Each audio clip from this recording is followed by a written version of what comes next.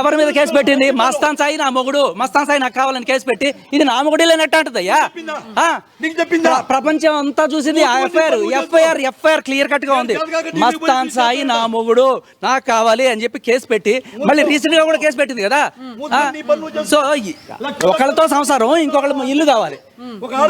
అంటే మస్తాన్ని కూడా కోర్టు ఏదైతే జైలుకి వెళ్ళి ములాఖత్ లో కూడా డబ్బులు అడిగిందంటూ కూడా సమాచారం వస్తుంది, నిజమేనా అది? నాకు తెలుస్తున్న సమాచారం ఏంటంటే మస్తాన్ సాయిని ములాఖత్ లో ఈవిడ కలవడానికి వెళ్ళింది. ఎందుకు వెళ్ళాలి ములాఖత్ లో?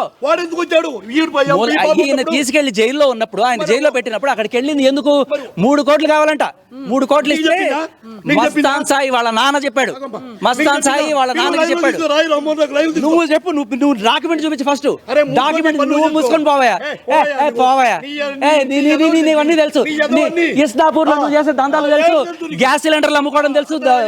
దాన్ని ఏమంటారు, ఏంటది, దొంగసారాలు. నీ దందాలన్నీ మాకు తెలియదు అనుకుంటున్నావా? పెద్ద